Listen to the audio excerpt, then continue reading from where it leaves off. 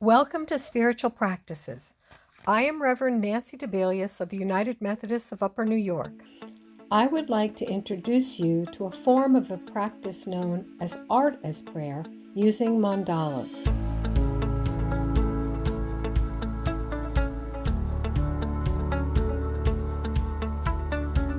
Artistic expression as a form of prayer has very ancient roots. It is not just for those who consider themselves artists. Each of us has a creative nature.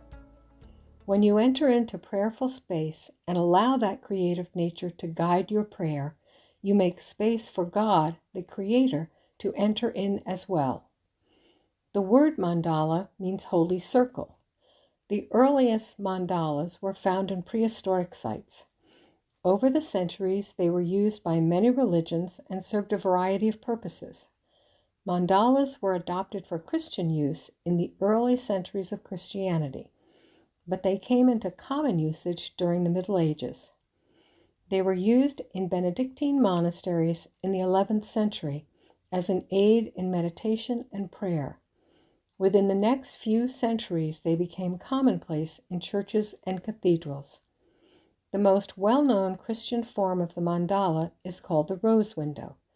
Initially, the rose served as the center, the rose being symbolic of divine love. The most famous of these windows was built in the 13th century in the Chartres Cathedral in France. There is a link to an image of this window in the show notes. Jesus or the Madonna and Child were also frequently used as the center. Mandalas are traditionally circular shapes. The circle represented wholeness and unity. Some forms have very specific styles and traditions. The use of geometric shapes is often common, but the mandala can take on many forms. The intent of using a mandala in prayer is to open a window into holy space where one can encounter God. Different symbols at the center can offer different pathways into God's presence. Remember, you don't pray to a mandala, you pray through a mandala. In more contemporary times, creating your own mandala has been used as a prayer practice. The intent of this practice is to help you process thoughts and feelings that you are not often fully conscious of.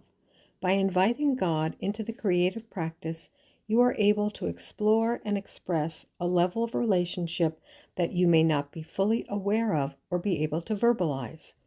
The mandala becomes a visual prayer that reflects both your desires and the deep desire of God.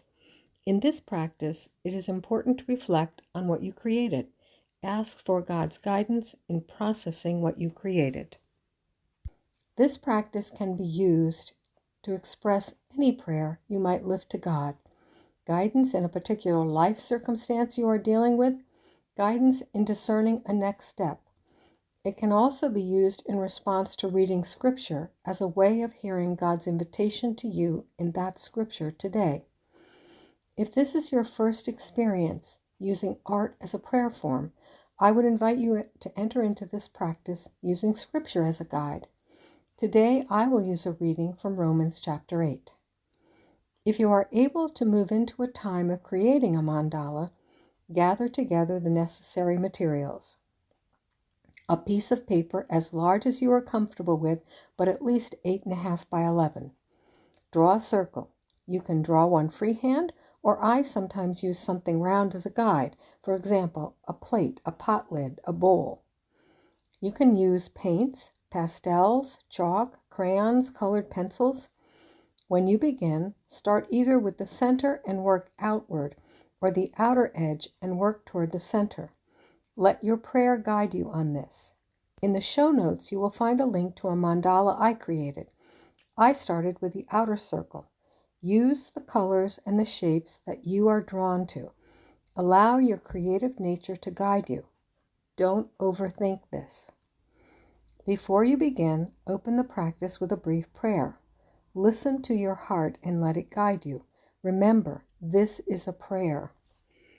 When you have finished the mandala, reflect on what you have created. What feelings arose for you? Were you drawn to particular colors or shapes? What might they represent for you? Did you resist certain colors or shapes? What might they represent? Invite God into this time of reflection. When you have finished, close this time of prayer with thanks to God and acknowledgement for God's presence. I would invite you to journal about this experience. Go back to the mandala again in a day or two. Reflect again. What might God's invitation to you be? Before I begin reading, I will offer an opening to this time of prayer. God the Creator, may your Spirit guide and inform our soul. I am reading today from Eugene Peterson's The Message. The reading is Romans chapter 8, verses 26 through 28. Hear these words, and when you are ready, begin to express your thoughts, allowing God to enter into your creative work. Allow God to weave God's Spirit with yours. Meanwhile, the moment we get tired in the waiting, God's Spirit is right alongside, helping us along. If we don't know how or what to pray, it doesn't matter. God's Spirit does our praying in and for us, making prayer out of our wordless sighs, our aching groans. God's Spirit knows us far better than we know ourselves, knows our pregnant condition, and keeps us present before God. That's why we can be so sure that every detail in our lives of love for God is worked into something good.